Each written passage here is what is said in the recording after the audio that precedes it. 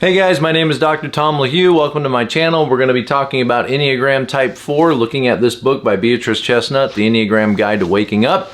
Before we get started, just a reminder, in the description below is a link to my website, tomlahue.com, where you can book Enneagram coaching appointments or Enneagram relationship coaching appointments, whatever I can do to help you.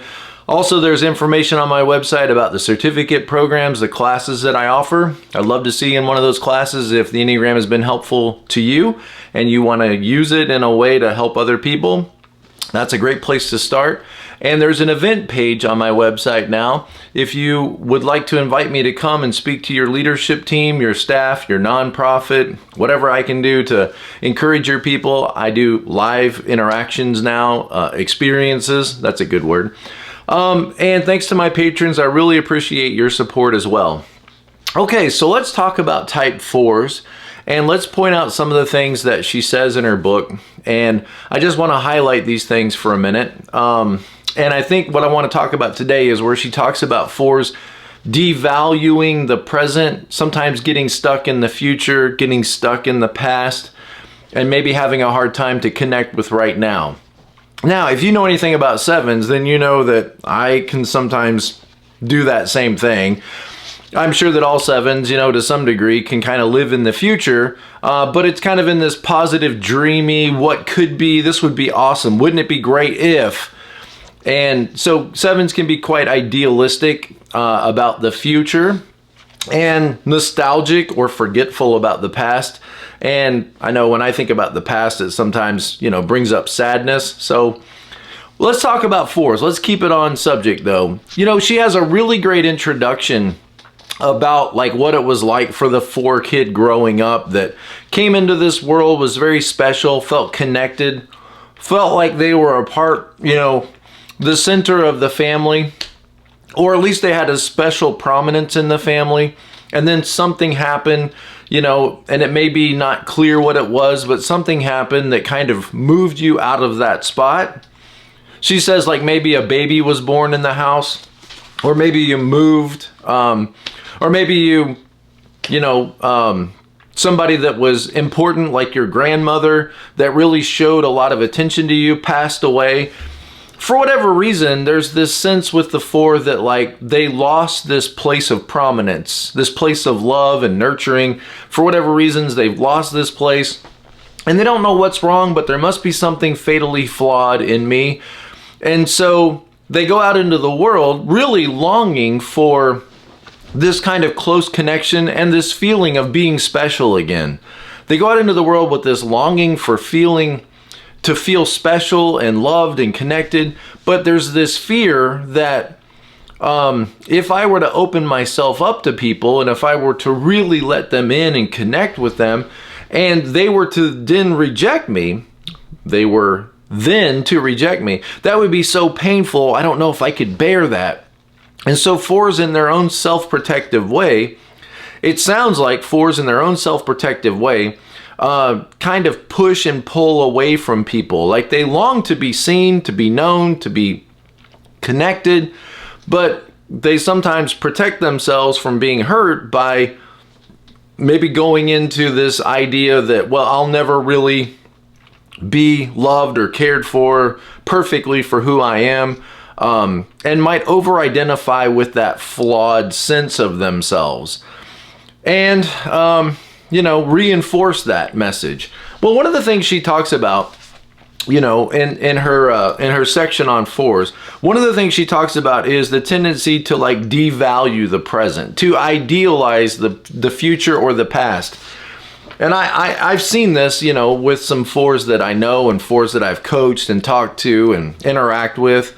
I'm thinking about one person in particular that I know is a 4-wing 5, and they very much like overvalue or over-focus on how great it must have been to be in the past, to be in Bible times or in the ancient city of Rome or Egypt. And it's like there's this great enamored interest with the way things were in the past, and we could never really know what it's like for them and what it was, what life would have been like for them. And there's just this over-focus like in antiquities, you might say. And that's not a bad thing. It's just you don't want to let that cut you off from being present to life as it is right now. You know, to miss what's right in front of you because you're so enamored with over there.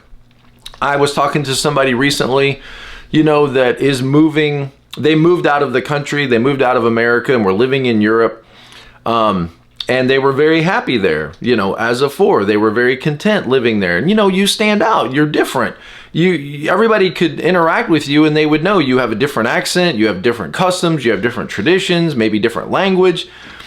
But then when they were thinking about moving back, you know, to America, they were thinking about moving back, they felt very disheartened, very discouraged, very sad, you know. And I think my experience with 4s is that's kind of the way it is. Like when you deviate away from culture, then you're most happy. And when you have to like conform or come back to your own family, your own table, to sit with your own people, you know, that can feel very difficult. I understand this. It's very exciting to see how another culture lives and to have those experiences. But I probably approach it more like Anthony Bourdain, you know, like all these experiences and other ways of doing things. And I'm fascinated and enamored by that. I think it's interesting and I think it's exciting. But it seems like the 4 maybe has a hard time then returning back to their own table and sitting with their own people, you know, and feeling comfortable there, like a part of the people that are wanting to connect with you, the people that are actually wanting to interact with you. Sometimes you have a hard time engaging with those people. So tend to idealize what is distant. What is distant? Distant in the past, distant in the future, and sometimes maybe even like distant relationally.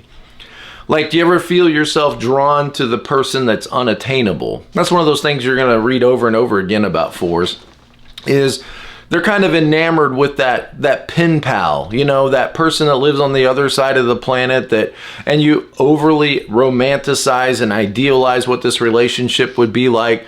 And this could go on for 2 years. And the only way to really ruin this is if you were to get together and live together, then you would be very disheartened that it doesn't live up to that expectation. The real may not live up to the idealized fantasy, that romantic fantasy that, you know, that kind of exists in your head. And that's often the case. I mean, and so guess what you're going to have? A big old slice of disappointment, right? And as a 7, I hate disappointment. I know 1s hate disappointment, but they're disappointed all the time. I told a 1 one time, I was like, it's hard for me sometimes to interact with 1s because I always feel like I'm disappointing them. You know, I always feel like I'm letting them down in some way, just being myself. And that 1 told me, oh, don't worry about it. We're always disappointed. And I don't know whether, you know, that's 100% true, but disappointment feels awful. You know, it feels terrible. And it's very disappointing when reality around you doesn't live up to your expectations. And there's going to always kind of be this sense of melancholy or frustration with the way things are, or how you're being perceived, or how you're being included or being excluded. And, you know, just remember that as a 4, you're in that shame group. You know, whether you want to be or not, you know, I'm sure maybe you're not proud of this, shame and pride, you know, but in that shame group, there's this sense of like things aren't right, things are off, things, you know, relationships are broken, and there's pain in the world, and there's suffering in the world, and there's doorbells in the world. And you know, I turned that off, and yet still, I don't know, it still rings. Well, now you guys know somebody's at the door. But anyway, just remember that you're in part of that shame group, that there's this sense of lack. Let's say it that way. There's a sense of lack, that there's something amiss, there's something awry. And I think 4s often embody that, or at least display that sense of like things aren't right or things aren't what they ought to be. You know, you got your 3s and your 7s out there on the stage, hip hop bounce, pop, pop, pop, you know, excitement. And then you got that 4, that melancholy, you know, like that These Foolish Games by Jewel. You know, you've just got this, you're breaking my heart, and, you know, this pain, this identifying with pain and with suffering. And I shouldn't say this out loud, but sometimes with 4s, I kind of think of it like suffering on a stage. And you probably have interesting reaction to that. Maybe you want to punch me right now. But if you think about how much of your attention is kind of, at least from our viewpoint, who aren't fours, looking at you and watching you, it's kind of like you're really suffering a lot, and you kind of want to be thanked for it. You kind of want to be appreciated for it, like acknowledged for it at least. And, you know, I don't really understand it. And maybe I don't have it perfectly figured out, but I don't really understand it. But it's like, you guys have decided that we're going to endure the pain and suffering of living, you know, as a human in this world.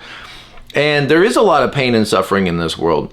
And one of the things that I think this does is this opens you up to be able to help people who are actually going through real pain and suffering. I don't mean that you're not. I just mean when people are going through real pain and suffering, or questions, difficult interactions. One of the things about fours is like they tend to have this like real emotional strength.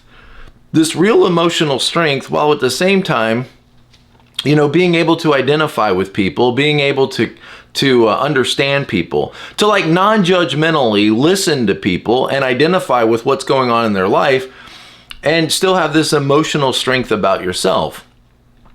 To be able to help people see that even though they're having hard times and difficulties and struggles and problems, that they can be understood, which is ultimately, I think, what fours want. And fours often, I think, feel very misunderstood. And maybe you feel that right now if I don't have you guys completely understood. I was talking to a four recently, and self-preservation four, if that matters to you, but I was talking to a four recently, and they were talking about how they endured so much growing up, you know, as a child in a very dysfunctional setting.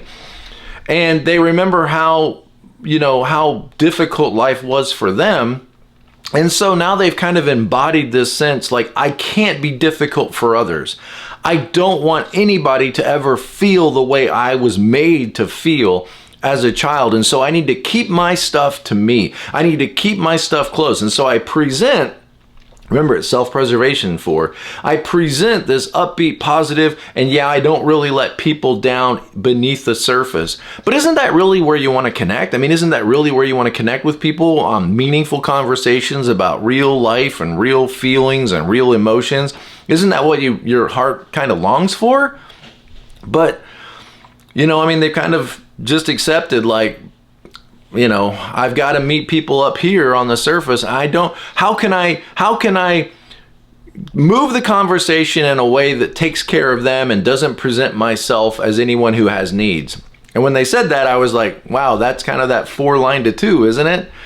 You can't be a person that has needs. You have to be a person that's there to serve others, to take care of others. Even in the way you talk to them, you have to present in such a way as to not be too much for them, and to meet them where they are and take care of them and not open yourself up. And isn't that kind of the problem, right? Is you want to have this deep connection with somebody, but what's the fear? The fear is if I open myself up to them and then they were to really know me, they would see the flaws. They would see the flaws, and just being me is not enough. I need to be special. I need to be brilliant. I need to be amazing. I need to be wonderful. Notice all the comparing, like you're always comparing yourself with other people. And also like a sonar, like this sonar is going out and it's bouncing off of people. Like, what do they think of me? Are they recognizing this? Do they notice this change I made?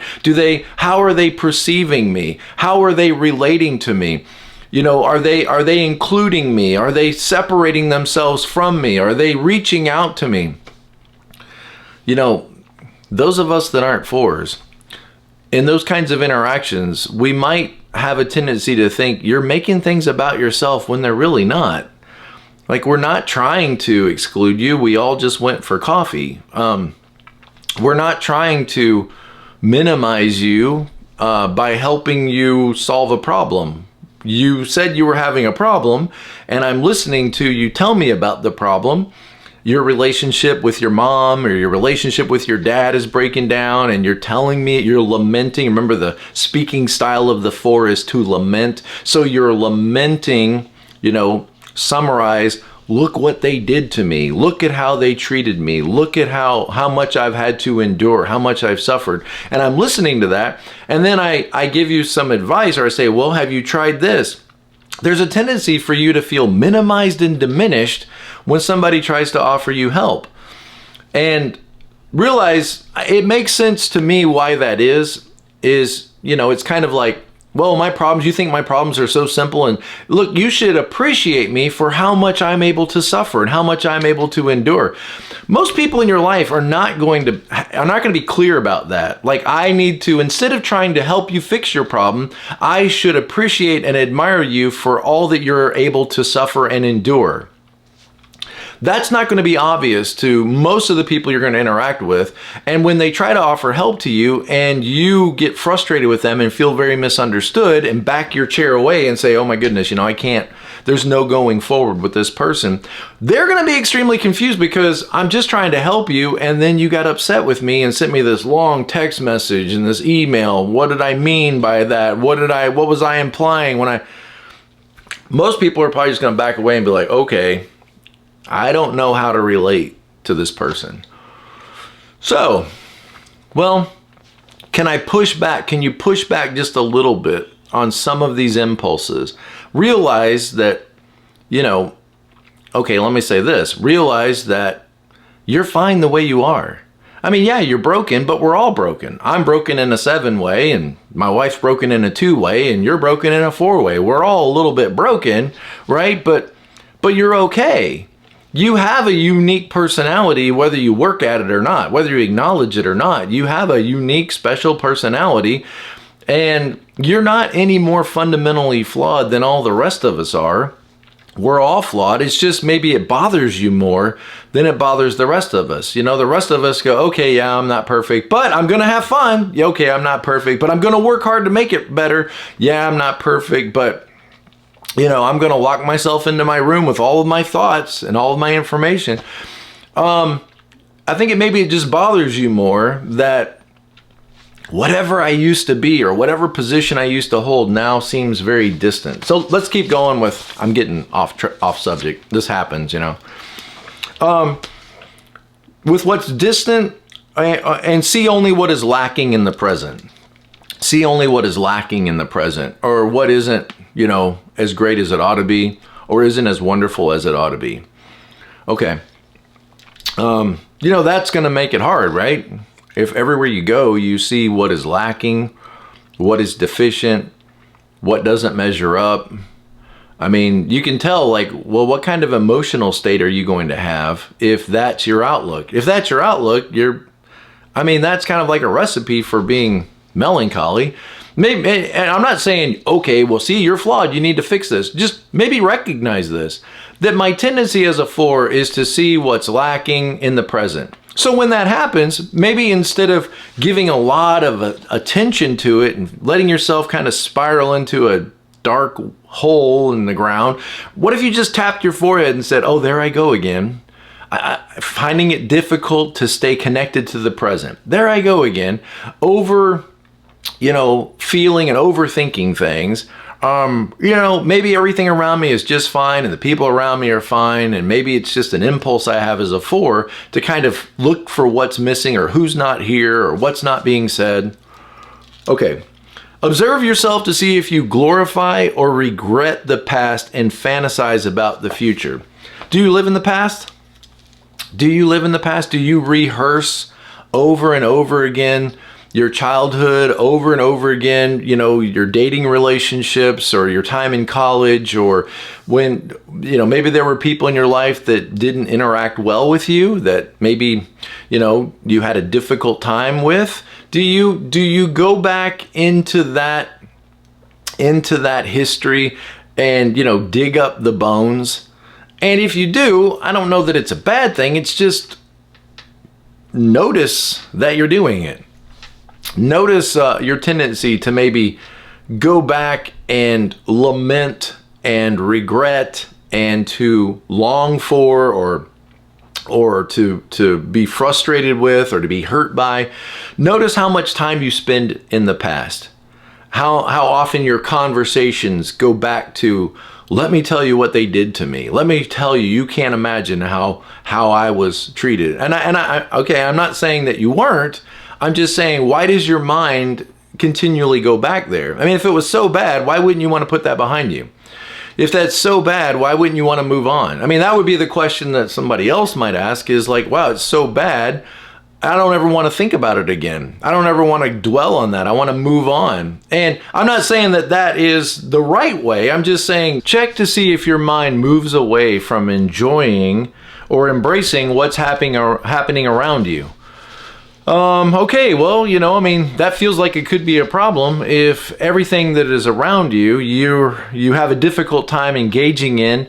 I know that as a 7, I have that same tendency, is I could be so focused on what we could be doing or how much better it could be or what's coming next that I have a hard time slowing down to stay present to the moment. And it sounds like 4s maybe struggle with something similar. Check to see if your mind moves away from enjoying and embracing what is happening around you and continually contemplating the missed opportunities.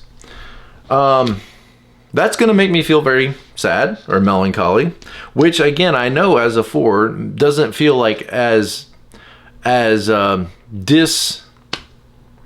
difficult as it does to me as a 7. Okay, what I'm trying to say is, I think that I don't like to feel bad, and that's more of a priority to me than it is to you. I think that my guess is that it's probably more okay to have gloomy days or down days or sad feelings than it is to me. So I'm not saying you're bad for having sad feelings, but what I am saying is be careful that you, like me, sometimes can have a difficult time being fully engaged in the present. There we go. So whatever's going on around you, the people that are trying to connect with you, the good that's surrounding you, are you able to open yourself up to that? Not distant past, distant future, but right now, right here in the moment. And if you find that difficult, then you might just ask yourself, like, what is it costing me by having such a hard time? What am I losing out on?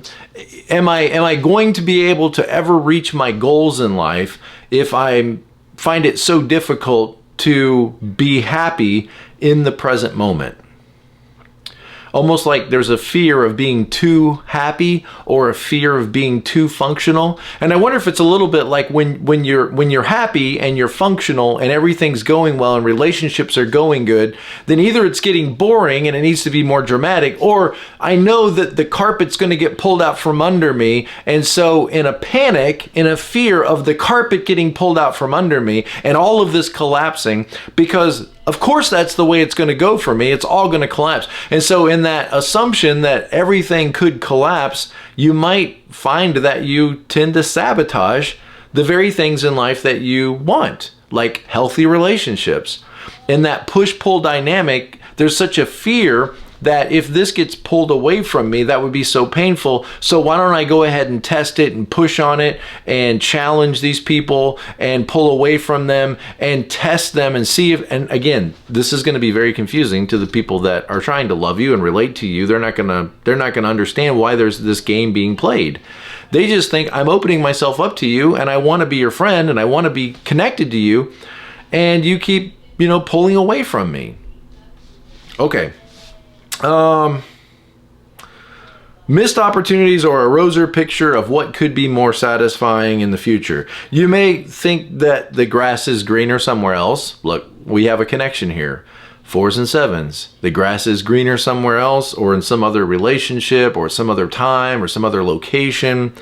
The grass is greener somewhere, and this can take you away from the present and can take you away from taking the action necessary to make your own grass greener right now, right here, wherever it is you live. Look at that line to 1 when things are going well and you're not as stressed and you can push back a little bit on some of these tendencies. Notice how 1, you move to action.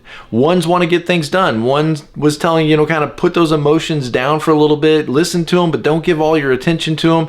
What is it you need to be doing right now? Think of that 1 line as, what do you need to be doing right now? What do you need to be focused on? What steps can you take? And that 3 wing of, what's your goal here? What's your strategy?